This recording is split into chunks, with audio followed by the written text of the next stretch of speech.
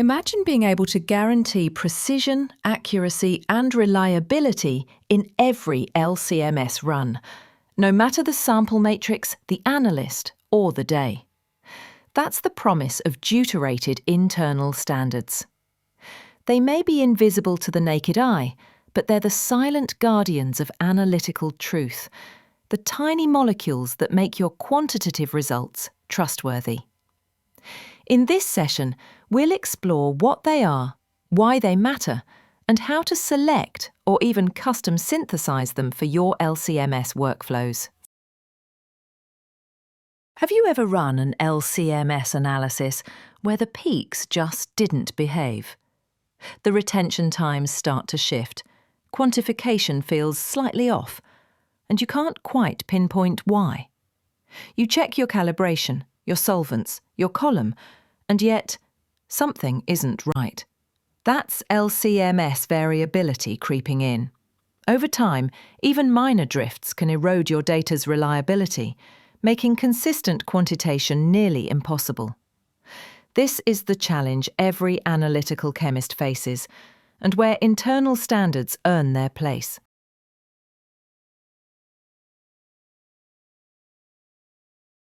Let's unpack where this variability comes from. First, sample preparation. Variations in extraction or cleanup can cause huge swings in signal recovery. Then, injection volume.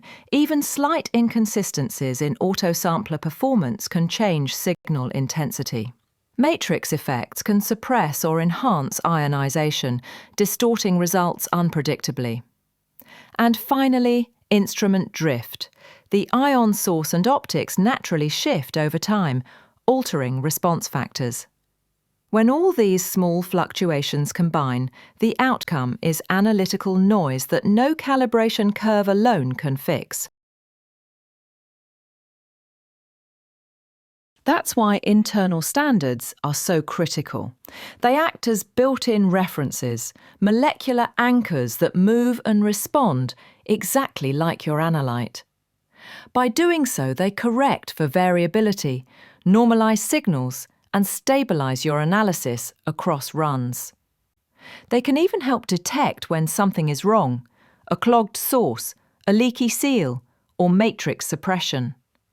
Without an internal standard, every LCMS run becomes a moving target. With one, your data stays consistent, accurate, and defensible, no matter what's happening behind the scenes. So what makes deuterated internal standards so powerful?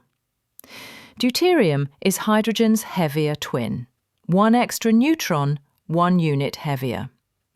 Chemically, it behaves almost identically, but in a mass spectrometer, that small mass difference makes all the difference. When a few hydrogens in your analyte are replaced with deuterium, the result is a molecule that co-elutes perfectly, ionizes the same way, but shows up as a distinct mass peak. That means both analyte and standard experience identical conditions: signal drift, matrix effects, extraction losses. Yet the instrument can still tell them apart. That's how we achieve true precision in quantitation.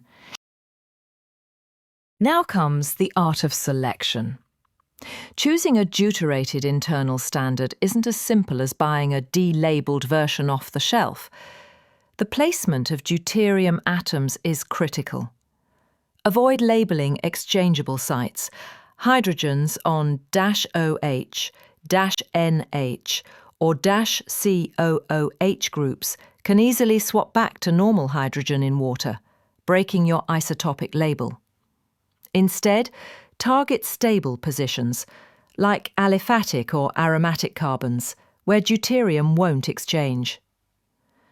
Use enough deuteriums, typically 3 to 6, to ensure a clear mass difference from natural isotopes. And always confirm co-elution. A good internal standard should behave like an identical twin, not a distant cousin. What if your target compound isn't available commercially? That's where custom synthesis comes in, a fascinating intersection of isotopic labeling and synthetic chemistry. There are three main routes. First, total synthesis, building the compound entirely from deuterated precursors for complete control. Second, catalytic deuteration, introducing deuterium selectively using catalysts like palladium or platinum under D2 gas. And third, biosynthetic labeling, growing cells or microbes in deuterated media to produce labeled metabolites naturally. After synthesis, the compound undergoes rigorous testing by LC-MS, NMR, and isotopic purity analysis to ensure stability and labeling accuracy. When implementing deuterated standards in your lab, a few best practices can make all the difference.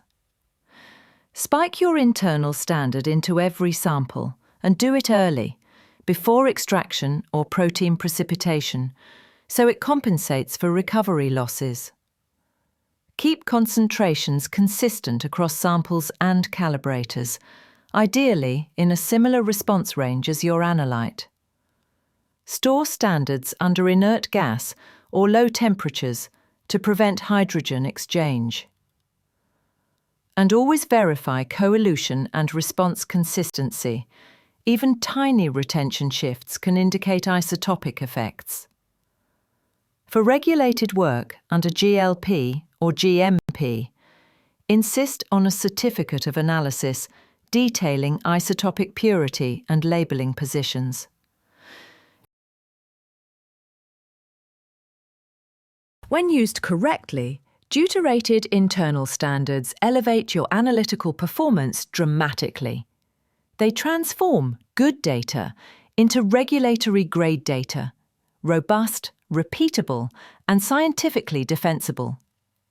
You'll see clearer pharmacokinetic profiles, more reliable metabolite quantification, and trustworthy environmental or forensic results.